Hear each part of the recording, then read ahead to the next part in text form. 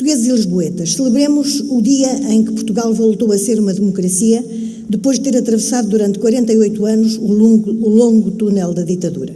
Para muitos de nós, que éramos jovens adultos nessa data, foi o dia mais desejado das nossas vidas e que temíamos nunca vir a acontecer. Que alegria vivemos só de pensar que íamos ter paz, que iríamos poder ler os livros que quiséssemos, ouvir a música até então proibida e ver as novidades do cinema sem cortes da censura. Que alegria vivemos só de pensar que os nossos colegas e amigos não tinham de ir combater na guerra colonial.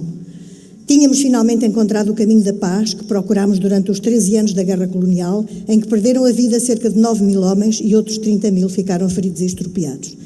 Que alegria pensar que Portugal não gastaria mais de metade do seu orçamento nas despesas de guerra e podia destiná-lo à melhoria da qualidade de vida do seu povo, a minimizar as diferenças sociais ou ainda a construir casas, escolas, hospitais e vias de comunicação. Que alegria pensar que deixámos de ter 150 mil jovens a combater numa luta inglória e injusta, num momento em que quase todos os países da África eram já independentes. Que alegria e que novidade para nós, então jovens adultos, sabermos que iríamos votar pela primeira vez em liberdade. Que alegria ter ouvido a grândola Vila Morena de José Afonso sem medo de ser espiado e denunciado à tenebrosa PIDE, a polícia política do regime. Que alegria ver a população juntar-se aos militares no Largo do Carmo, partilhando o mesmo entusiasmo e a certeza de que o que poderia ter sido só um golpe de Estado se transformou numa verdadeira revolução. A revolução dos escravos estava na rua. Que alegria quando ouvimos o programa do MFA democratizar, descolonizar, desenvolver. Que alegria ver uma mulher do povo vendedora de flores tirar cravos vermelhos do seu molho e oferecer aos militares que os colocavam nos canos das espingardas, num gesto simbólico que deixou bem claro: guerra nunca mais. Que alegria pensar que não teríamos mais de emigrar como fuga à pobreza e à falta de oportunidades ou à repressão das ideias e dos estudantes e opositores.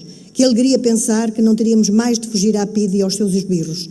Que alegria pensar que os presos políticos iriam finalmente adquirir a justa liberdade.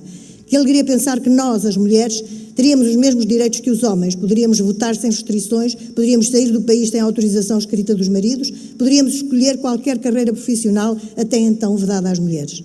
Que alegria pensar que o divórcio seria legal, bem como a interrupção voluntária da gravidez, o casamento entre pessoas do mesmo sexo e a adoção entre casais homossexuais, enfim, conquistaríamos os direitos sociais. Que alegria pensar que passaria a haver um salário mínimo nacional, que esbateria desigualdades, que os sindicatos livres seriam legalizados e que os trabalhadores poderiam ter direito a férias e à pensão da reforma.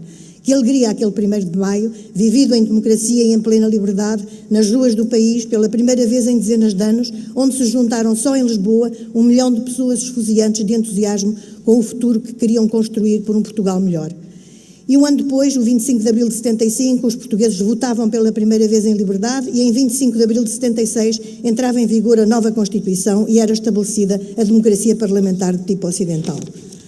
Portugueses e lisboetas, celebremos e lembremos, pois, as conquistas de Abril e não permitamos nunca que sejam desvirtuadas. O Estado Social, o Serviço Nacional de Saúde, o direito à educação, a igualdade de direitos, os direitos sociais, o combate à violência de género, a proibição do trabalho infantil, o combate à exclusão social, o combate ao racismo, a liberdade de expressão, o acesso ao emprego, o direito ao trabalho, o salário mínimo nacional e pensões sociais, os sindicatos livres, a habitação social, as eleições livres, as férias e licenças, o direito à greve, o direito à justiça, o combate à violência doméstica, a defesa dos direitos das mulheres e o combate à exclusão social. De todas as alegrias e de todas as conquistas que vos falei, foi feito o 25 de abril de 74. De tudo isso e do inabalável desejo de paz, essa palavra que, como os tempos em que vivemos atualmente na Europa o demonstram de forma verdadeiramente dramática, nunca poderemos dar por adquirida. Muito obrigada. Muito obrigada, Sra. Deputada.